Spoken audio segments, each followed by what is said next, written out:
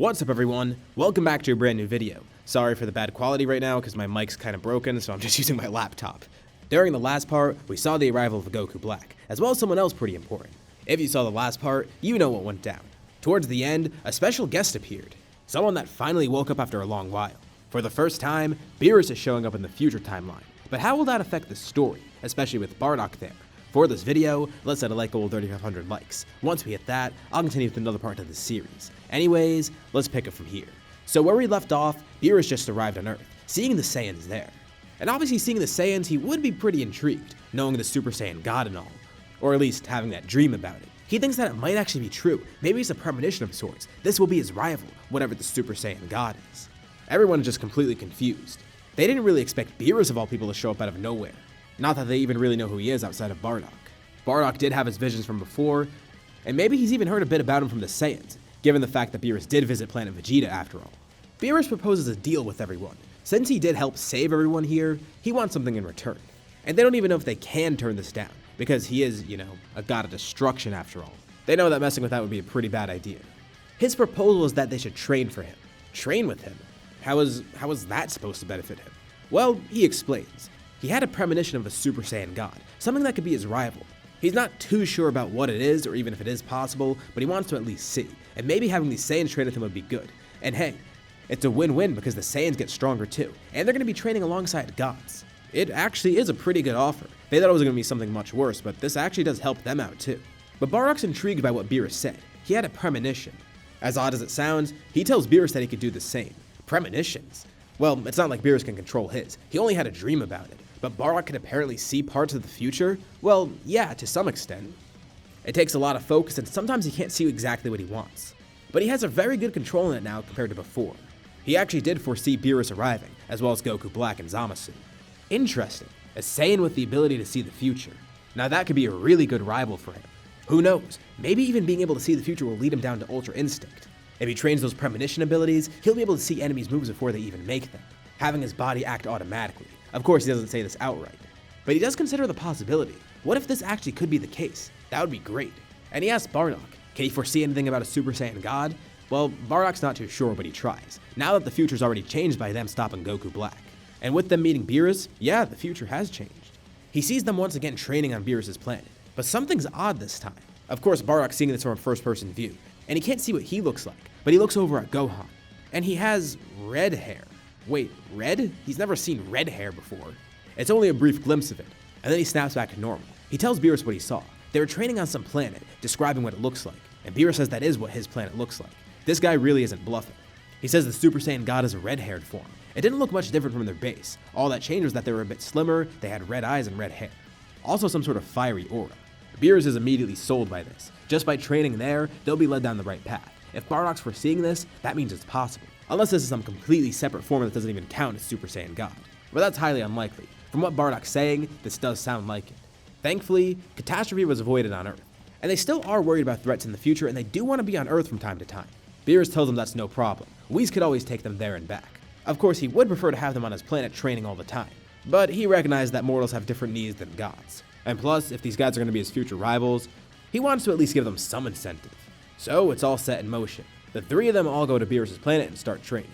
Gohan and Trunks occasionally do go back to Earth, but as for Bardock, he has no need to do that.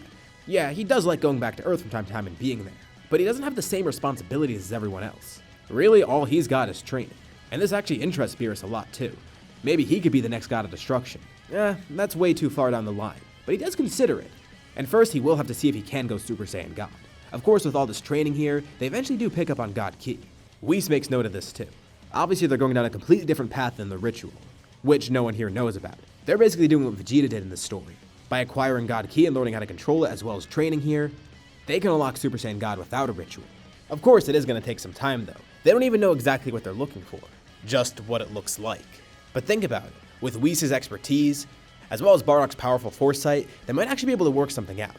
It's going to take some time and some intense training. Eventually, after a few months, Bardock actually does unlock something. The three of them all have access to God Ki now, and they're just trying to learn how to control it. Bardock tries to tap into it one day, with Whis coaching him and trying to help him use it. Bardock's able to channel it into himself. He can feel the God Ki coursing through him. He calms himself down, and then his hair flickers. It moves gently, and starts glowing and then turns red. Bardock's surrounded by a fiery red aura, and he opens his eyes, which are also red now. Beerus looks on amazed. Yes, they actually did it. They made a Super Saiyan God.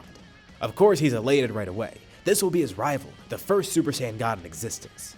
At least in this timeline. And it gets Bardock thinking too, back to what Goku Black was saying before. He said that Goku got so much stronger in the past timeline. What if this is what he was talking about? I mean, it's kind of a long shot. Would he have actually met Beerus at all? But who knows? Maybe he went down the same path as Bardock. Maybe Kakarot's a Super Saiyan God as well. Obviously, Beerus would want to fight right away. So, a battle between the two commences, and for the first time, Bardock's actually able to put up a challenge against Beerus. Well, Beerus is heavily suppressed, but still, it's better than before where he was getting absolutely decimated by just a few fingers. That sounds weird out of context. Don't take that out of context, please. As the fight continues, Beerus could definitely tell that Bardock's way stronger than before. And not only that, once he actually uses this form, it powers up his base. He absorbs the power within himself, growing stronger and stronger. Beerus is elated, as are Bardock, Trunks, and Gohan. With Bardock now having access to it, he can give some pointers to Gohan and Trunks. Of course, it's a bit harder for them since they aren't spending as much time training with him.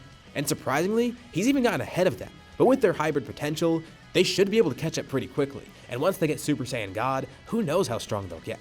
Thankfully, there's not too much happening otherwise. Right now, there's no other threats in this timeline, or even the past timeline too. Life is pretty peaceful. Everyone is just training. Eventually, they even go beyond Super Saiyan God. Trunks and Gohan are able to get their own form, Super Saiyan Blue. They do this by combining the power of Super Saiyan as well as Super Saiyan God, making something incredibly strong, although they still need to learn how to control it a bit. And obviously, Bardock's going to be capable of doing this too, but he doesn't want that. He actually is trying something different. Since they combine Super Saiyan with Super Saiyan God, maybe they can combine Ultimate with it as well. At least he can. Those two never actually got it, even though Elder Kai offered. But Bardock has it, and he wants to use it. And it shouldn't be too hard, right? I mean, unlike Super Saiyan, Ultimate is not draining at all. If he's in Super Saiyan God and then draws out all its potential on top of that, it might not change much. And who knows, maybe he can even go beyond that. Who's to say he can't combine it with Super Saiyan God Super Saiyan? That would be crazy though. 3 forms at once? He's not too sure. But at least this will be the first stepping stone, combining Ultimate and God. And eventually, he actually is able to. Ultimate isn't too hard to use for him. And with the great calm and control of Super Saiyan God, it only makes it easier to combine the two. It's even easier to maintain than Super Saiyan Blue. And actually, he does consider using Super Saiyan Blue in doing this, but realizes that he doesn't need to. Ultimate's already drawing out all of his latent potential. And that latent potential does include the power of a Super Saiyan, so going Super Saiyan Blue wouldn't really make any difference for him. Of course, this is all stuff that doesn't exist in the main series. This form I'm making right now, which will dub Ultimate God, I'm going to make up my own rules for it. As I've discussed in many of my videos before, Ultimate works by drawing out all your potential. So he doesn't actually need to turn Super Saiyan Blue because that's just using the power of a Super Saiyan and Super Saiyan God. I know, this might be kind of confusing, but if you get what I'm saying, all Bardock's doing here is drawing out his potential while he's in Super Saiyan God. He only needs to use that form so he can manifest the God Ki, more effectively than he can do so in base. Combining this with Ultimate is a deadly combo. He has a dramatic increase in power, and whenever he uses this while training or sparring, his growth is insane. And don't think Trunks and Gohan are going to be left behind either.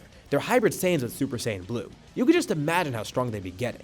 But with Bardock having Ultimate God now, he's able to keep up with that insane hybrid potential, even going beyond that too. Of course, he also has his foresight too, which gives him a great advantage. But he's not too focused on that right now. At least, not focused on trying to predict things in the future. And because of that, this next bit of news is going to come as a surprise to him. About a year or so passes since Beerus met everyone. There's been some trouble brewing among the timelines, and not the kind that you would think. It's not some new enemy or anything. It's someone that's always been there. Someone that wants to rectify all the mistakes so far. With these two timelines here, it causes so many issues. I mean, just look at what happened with Zamasu. There shouldn't even be the two timelines. It should just be one. And better yet, maybe just one universe. That would be even better. The person I'm referring to is Zeno, as well as future Zeno. By now, of course, the two know about each other's timelines. And they end up meeting one day. With all the problems amongst universes, they want to solve this somehow. Not just between timelines, but even to a relatively smaller scale with the universes. The two Zenos could fix all of this. And they have a plan. Erase all universes from both timelines, and just start over. But maybe that's a bit too harsh. They should try and give mortals the benefit of the doubt. Okay, well, they look at the mortal levels of different universes. Maybe they can keep the top 4 from each timeline safe, and just merge the two timelines together with these universes. They'll just expunge the rest of them from existence, the ones that are lower level. That'll be good, cleaning up 8 universes from 2 timelines, 16 total. The 8 remaining ones will just be merged together into 4, and the 2 Zenos will keep watch over it. That makes their job a lot easier. But how about give some of them a chance, the ones with lower mortal levels? Give mortals a chance to prove themselves. Zeno from the main timeline has a good idea. He saw this thing between Universe 7 and Universe 6. There was a tournament that went down. A tournament? Future Zeno's never seen something like that. and Zeno explains. Well, explaining only tells future Zeno so much. He actually does want to show him, and future Zeno really does want to see this. This tournament idea sounds fun. They could even do an exhibition match beforehand so he gets an idea of it. There's going to be a tournament, one that spans across timelines and universes. Each team will have 10 players. They can take however many from each timeline that they want. For example, for Universe 11, they can take 4 from the future timeline and 6 from the past timeline. All that matters is that there's 10 for a team, and it doesn't matter how they split it up. Whatever team is the last one surviving, that universe will remain. The two will get merged together and there will be no timeline difference. They'll get to stay with the other 4 universes. This isn't just the Tournament of Power, this is the Timeline Tournament. Bardock, Gohan, and Trunks are training on Beerus' planet one day, and a surprise visitor pops up. Beerus immediately bows down to him. Bardock, Gohan, and Trunks are completely confused, but Beerus tells him quickly to bow, so they do so. It's the Grand Priest, and he begins explaining what's happened. A timeline tournament? What the hell is that? The Grand Priest explains all the rules and what's happening, as well as the stakes involved. The winners will get the Super Dragon Balls as well, at least the ones from the past timeline. Besides that, they'll get the ability to go on. Go on? Yeah, go on, as in survive. They'll be spared by Zeno. They'll have a week to formulate a team. And of course, during this time, mortals aren't permitted to time travel, unless attended by a god. They can feel free to formulate whatever team they want, and after explaining the rules, the Grand Priest leaves. This is even shocking to Whis. Not only is it a tournament between universes, but timelines as well. But this is only natural. It's a result of these Saiyans messing with time. And Beerus is a bit concerned. Crap, how are they supposed to make a good team with the other Universe 7? All he has is Bardock, Trunks, and Gohan. He assumes that in the other timeline, maybe that's all they have too. That's only 6 people. What are they supposed to do about the other 4? But wait, Trunks brings up something. The Grand Priest said that they can allocate this however they want. And yeah, they only have 3 fighters here, but he knows they have a ton in the past that they can use. Wait, really? Yeah, there should be some pretty strong ones back there. Of course, he doesn't know how strong they are now. But judging by what they saw before from Goku Black, maybe they are pretty strong. And just as they're discussing this, another Whis pops up with another Beerus. The 2 Whis greet each other very formally, while the 2 Beeruses are just collectively freaking out. The one from the past then sees the other Saiyans there. Wait, he asks Beerus, or himself, are these Super Saiyan gods? Oh yeah, he's heard of them too? Well yeah, he's got some in his timeline. They've been training there as well, and he even recognizes some of them.